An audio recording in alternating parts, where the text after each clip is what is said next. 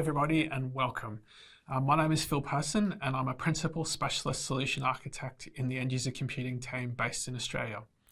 I'm joined by my colleague Vasant Sursat, and today we'll be presenting this session on Amazon WorkSpaces Business Continuity and Disaster Recovery Best Practice.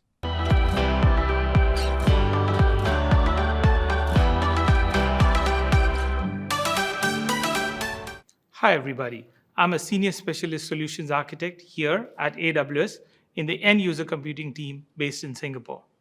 This is a Level 300 deep dive session, perfect for those who need to architect their end user computing solution for resiliency and business continuity. At the same time, keeping end users productive and secure during failure scenarios. In this session today, we'll start with why customers choose to use Amazon WorkSpaces for disaster recovery and business continuity.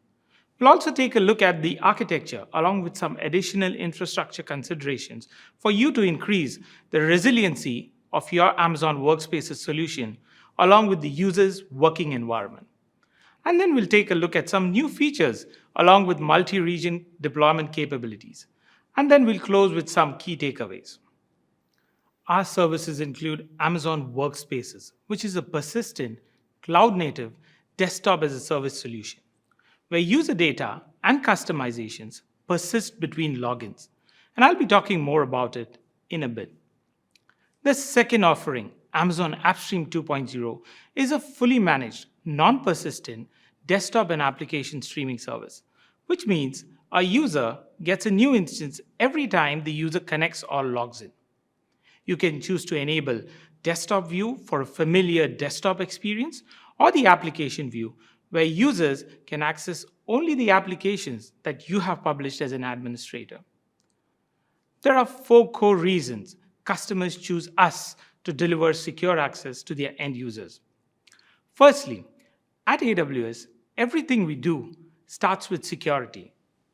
And the AWS Cloud and our UC services are built for the needs of the most security-focused customers. The most critical feature is that no data is stored on the local device, which makes it less likely that your data leaves your organization. Second, you can scale up and scale down at a moment's notice and move your end-user computing power to anywhere on the globe overnight. So end-user computing power when and where you need it. Third, we provide an uptime of 99.9% SLA to increase reliability. And fourth, we help you optimize costs. Because we run in the cloud at scale, we can keep our infrastructure costs low and pass them on to you. We have a range of compute instances and bundles that help you find the right level of performance for your users at the right price. Of course, we are pay-as-you-go, by the user, by the month or hour, and there's no need to worry about buying servers or licenses. So what is Amazon WorkSpaces Desktop as a Service solution? Amazon WorkSpaces is a secure managed cloud desktop that makes it easy for your users to access applications, documents, and resources from anywhere on any supported device. You can provision a Windows or Linux desktop in minutes to deliver on the promise of BYOD. Enable remote, mobile, and contract employees, and streamline test and dev processes. In addition, we are also seeing contact centers consuming workspaces for their agents, especially if they are working remotely. One key security benefit is that data is streamed to your device in an encrypted format, and as mentioned earlier, not stored locally. So one of the things I wanted to talk to you about today was why some customers choose to use Amazon WorkSpaces for disaster recovery and business continuity. Around March 2020 onwards, countries every day were starting to shut down and business organizations had to ask their employees to remain home. IT was under tremendous pressure to support remote work demands. During these times, customers were able to use Amazon WorkSpaces to rapidly scale up and allow secure access to corporate applications. In the past as well, WorkSpaces has been the go-to solution for enabling remote work during planned office moves, major storms, and floods or sudden natural disasters. Some notable examples are when contact center customers were able to rapidly scale up to allow remote employees secure access to corporate applications and sensitive customer data. Scaling up to 20,000 desktops in 3 weeks' time is a great example of that journey that the Cital Group shared during reInvent 2021. Another example was customers far north Queensland in Australia, where there were tropical cyclones that devastated cities, forcing staff to be at home. In this example, our customers were able to stand up Amazon Workspaces in record time to enable them continuity of their businesses via remote work using a device of choice. Amazon Workspaces can scale as fast as you need it to. Just a bit of caveat there around your AWS account limits. However, we really can scale as you need us to. Please talk to your account team to ensure that your account limits are appropriately sized for your particular requirements. With Amazon Workspaces, you only pay for what you use. You can pay by the hour, which is really interesting for a lot of customers, specifically in a DR and BCP scenario, but you can also pay a fixed monthly price if your users are always connected to their workspace instance. So let's take a look at the actual Workspaces architecture under the hood to show you what's actually under the covers. And this is just a standard deployment pattern. Everything but the far left-hand side is just part of the standard solution. There's no additional cost to any of this. This is just a part of what we deploy when you deploy Workspaces. On the far left-hand side, at the bottom, we would normally have traditional data center, which is the customer data center. This would be where your traditional infrastructure would reside. Your Active Directory domain controllers, Radius servers, DNS, any file shares, or any supporting infrastructure for your user's desktop. Above that, we have users. So they could be working remotely, they could be at your office, or anywhere on any device. So we have workspace clients available for Windows, Mac, Android, iOS, and Chromebooks. Anything down to a 10-inch screen, we support.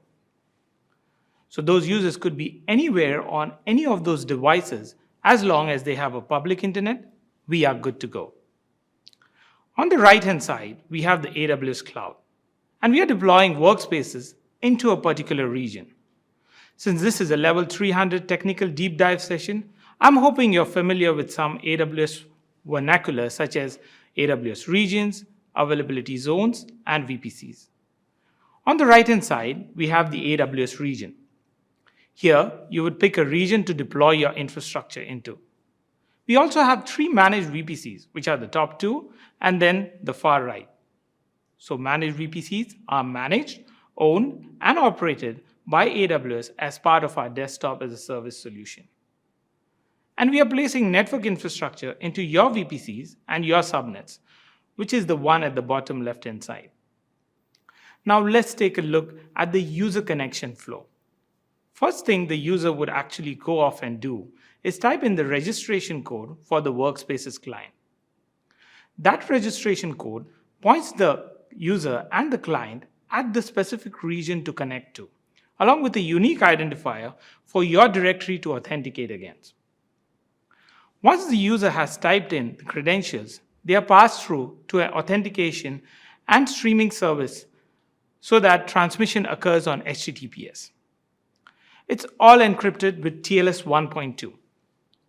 So those authentication session gateways forward the request to a directory service. Here there are 3 choices to choose from with your directory service: the simple AD, the AWS managed Active Directory, or an AD connector. I've got an AD connector pictured here in the architecture slide, where we are relaying the user authentication request through to an on-premises Active Directory using your VPCs and your subnets through a direct connect to enable network connectivity. As a second step, once the user is authenticated, the streaming session occurs. Note that the streaming gateways are publicly available. The network traffic is either TCP and UDP 4172 or TCP and UDP 4195, depending on the streaming protocol you have chosen.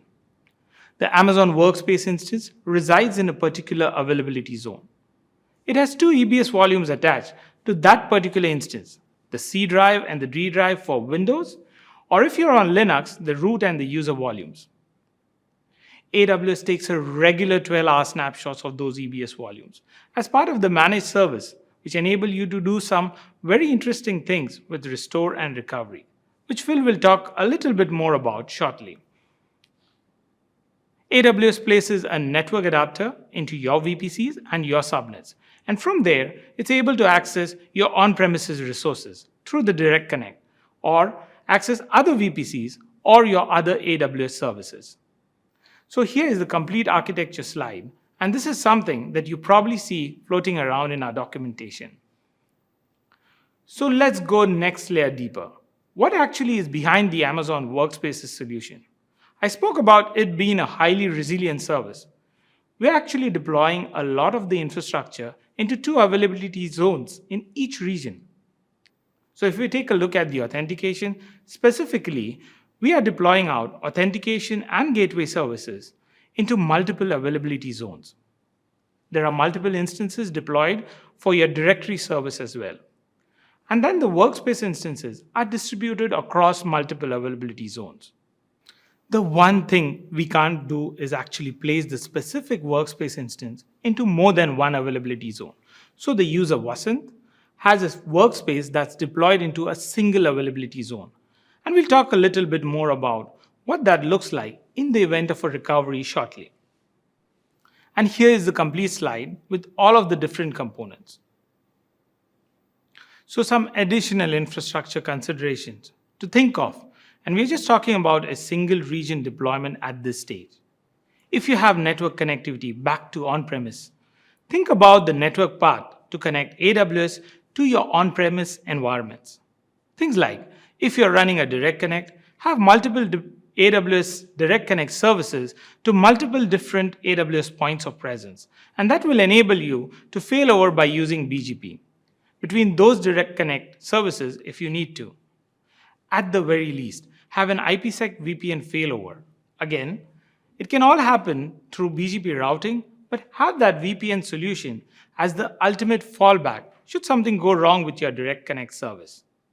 Have a think about the supporting infrastructure as well. So things like your Active Directory domain controllers or DNS is key for the Active Directory and user authentication.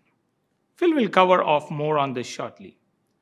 As an example, if for some reason a DNS server were to fail and it's only in one availability zone or it's only one server on premise, that will mean that users will not be able to authenticate and log into their desktop. So have multiple copies of these replicated, perhaps across different availability zones or on a mixture of on-premise and in AWS. Also have a think about any additional services that your users require to access their desktops and do their jobs. So things like file shares, perhaps an email, database, or an application server have multiple replicas of these across multiple availability zones, or spread the risk between AWS and on-premise as well. But first and foremost, follow the AWS well-architected framework in all of your designs and decisions, because that will ensure you're appropriately architected for and resilient for failures. So at this point, I'll hand back to Phil to cover the next portion of the presentation. Thanks, Vasant. So Vasant mentioned that for each workspace, there are 2 EBS volumes at play. One for the C drive or root volume, and the other for the D drive or user volume. And we take those regular 12-hour snapshots of those volumes. So you've got a couple of options here for recovery. You can perform a restore if the user has done something silly inside of their workspace. They've installed an app, perhaps it's broken the registry or broken the network. You can perform a restore of that workspace.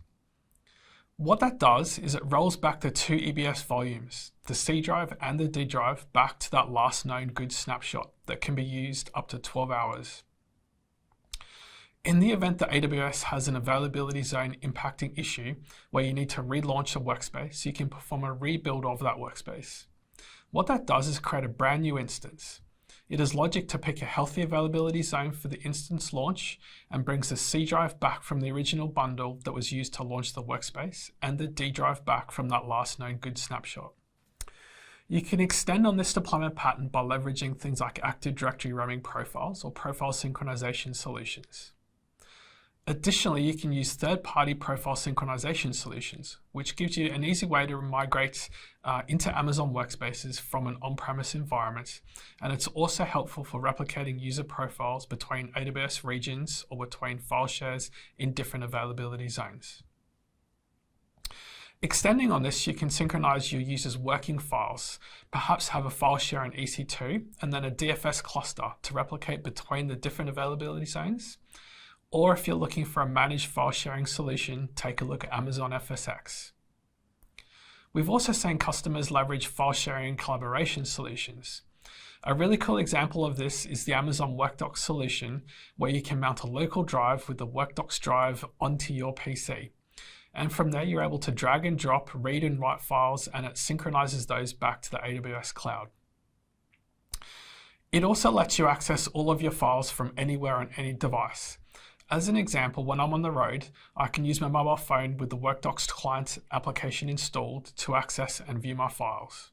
So we've previously spoken about a single region deployment. What if you wanted to extend on that, reduce your risk further, and have a multi-region deployment for Amazon Workspaces? We have many customers that have deployed a multi-region solution with Amazon Workspaces, and you have a few options to achieve this. Let's take a look at a pilot-like deployment. A pilot-like deployment would be where you're deploying your infrastructure in a specific failover region. You would primarily be deploying the supporting infrastructure only to support your desktop and end-user workload. Services like your Active Directory domain controllers, DNS servers and file shares, patch deployment and repository servers. All of those ancillary services that support your desktops, you gain and deploy into your pilot-like region. And from there, you can launch your workspaces when you need to. So once you have your supporting infrastructure ready to go, you just have a button to push if you wanted to perform a DR failover to the alternate region, and your Workspace desktop solution will start deploying from there. The one thing you need to be aware of is API rate limiting, which may come into play depending how many workspaces you're deploying and how fast you're deploying them. If you're putting any custom tooling together around your Workspace launch automation, make sure you're using the AWS SDKs to build your tooling. These tools have a feature called exponential backoff capability, and I've got a few links to some good information at the end of this slide pack for further reading. Using the SDKs, if we start to see throttling and API rate limiting, it will throttle back the number of requests being sent to the API endpoints, and it can resubmit and retry any requests that have failed. Also keep in mind that the API request to launch a workspace is actually really fast. But that doesn't necessarily mean you're going to have a working solution, a working workspace desktop in minutes.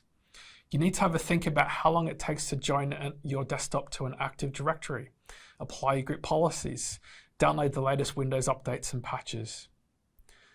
It's also worth having a think about the delta between the original image you're deploying your desktops from and the updates that need to go inside of that desktop when it's being launched. In addition, if you're deploying applications down from desktops through your deployment tooling, make sure that you understand how long it takes for those applications to get pushed down and installed into the Workspace desktop. Depending on the date drift from the original image and the time it takes to have a full working desktop, you may need to have a think about how frequently you're updating that image. You may be able to reduce the time it will take to get the workspace up and running by more frequently updating the image that it's being launched from. So a pilot solution is a good balance between risk and cost. You're deploying just the infrastructure needed to support your desktops, but you're not deploying all of the desktops at the same time. The next option and choice available to you is a hot standby solution, where we're building on a pilot-like scenario where you've already deployed all of the supporting infrastructure. The difference with a hot standby solution is you're going ahead to pre-launch your Workspaces fleet. You can pre-launch your workspaces in auto-stop mode, meaning that you're paying for the consumption of that workspace by the hour with a small residual cost per user per month just for the storage. A consideration to keep in mind, if you're pre-deploying your workspaces fleet in auto-stop mode, the user may not be going to log into that desktop for some months or even years. Amazon Workspaces has an out-of-the-box feature that is enabled by default called maintenance mode, where AWS will go ahead and start all auto-stop instances each and every month. This is primarily to ensure the streaming agents are kept up to date, but also gives the operating system and applications a chance to self-update per their configuration inside the instance. From the end user perspective, to change to the failover region, they can change the registration code inside the WorkSpaces client on their local PC.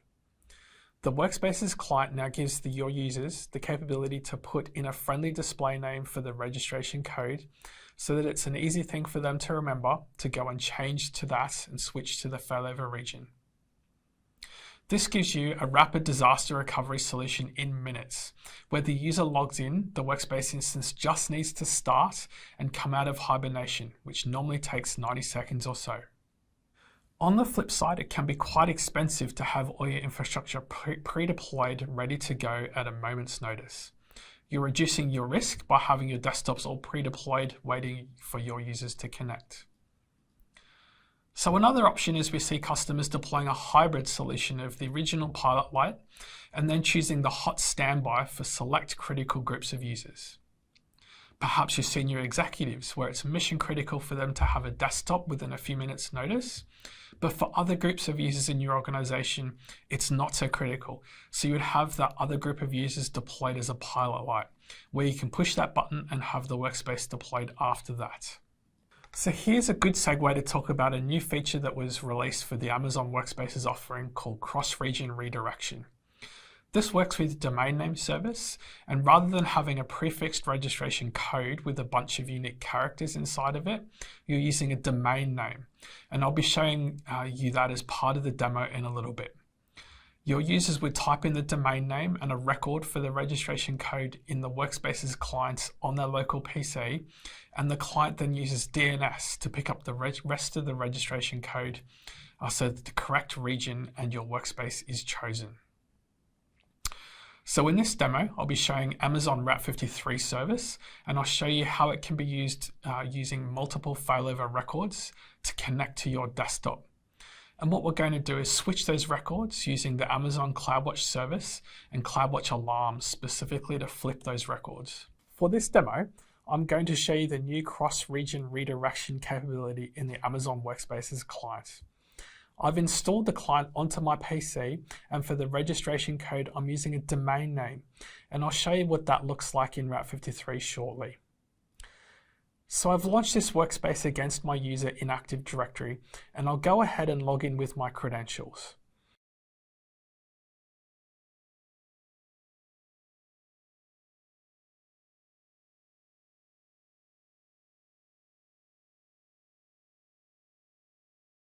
Once we're logged in, you'll be able to see some interesting information.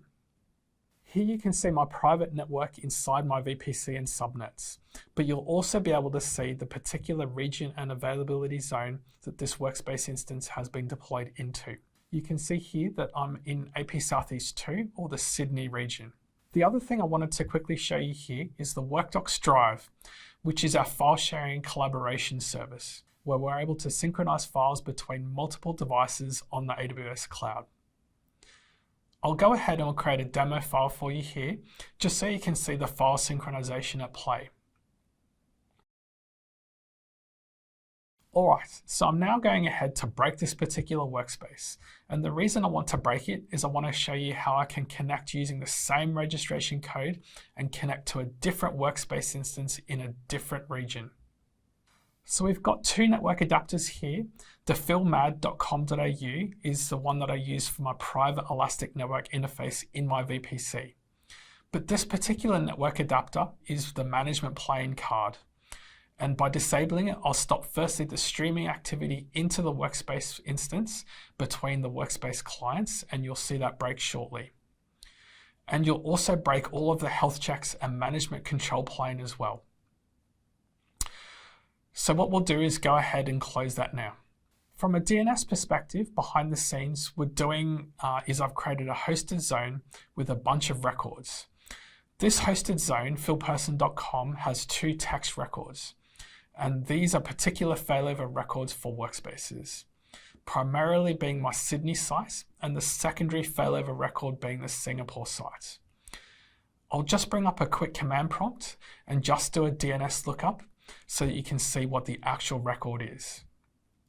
Here you can see that it's currently set to Sydney. So what we want to do is make this failover to the Singapore region. And how that happens is using these health checks in Route 53. I've created a Route 53 health check, and you can see I've been experimenting and playing with my lab over the course of the last day. But what we want to do is actually flick this into an unhealthy state. And what that'll do is it'll force Route 53 DNS records to flip into that secondary Singapore region. The last thing I wanted to quickly show you inside of the Workspace Management Console. In here, you'll be able to see that I've configured a domain name, and I've also linked and associated this particular domain name with my directory service. That creates a linkage behind the scenes for me to connect to multiple regions. So let's have a look and just wait while this fails over. All right, so you can see this health check is now flagged as unhealthy. The flag with my Route 53 zone and DNS record states that it's ready for a failover. So if we now take another look at my DNS records, you can see that the DNS record has now flipped over to the Singapore region. This is super cool. So let's log back into my workspace now. In this demo, I've connected to these multiple regions and deployed multiple of backend Active Directory domain controllers. I spoke before about having your domain controllers across multiple regions. So this is a great example of where you'd be able to leverage this solution. So I'm logging back into my workspace instance now using the same credentials that I used before.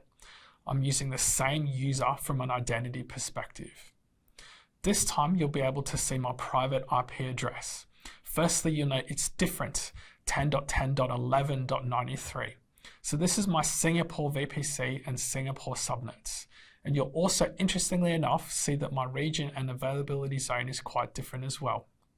The AP Southeast 1 region being the Singapore region, and under the hood, this is a different instance in a different region that I'm connecting to using that same domain name, which is super cool. I've also created and installed the WorkDocs Drive solution in this instance so that you can see that I'm now able to see my WorkDocs files and folders with my documents. As part of our discussion today, we mentioned a few key resources and some next steps for you here.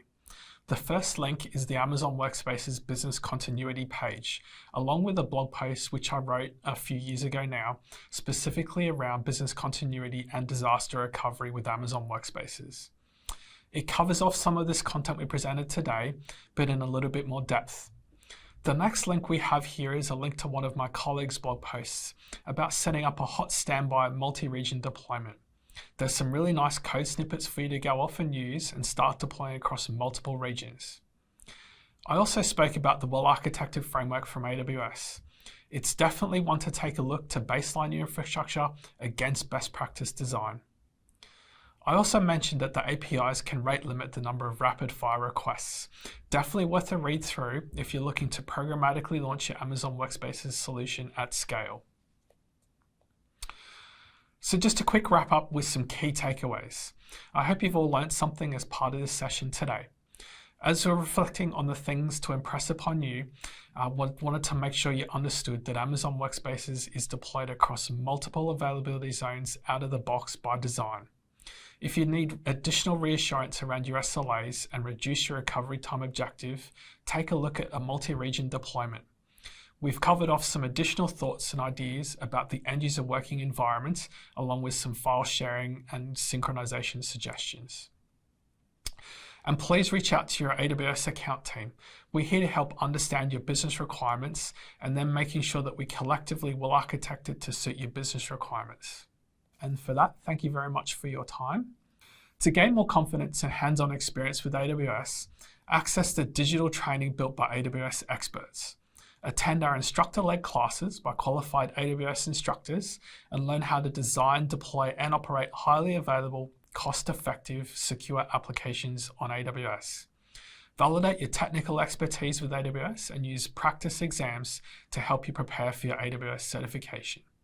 Thank you very much for your time. We really appreciate your feedback so that we can better understand the topics and services you would like to know more about. If you could please fill out our survey and let us know what you think, that would be fantastic.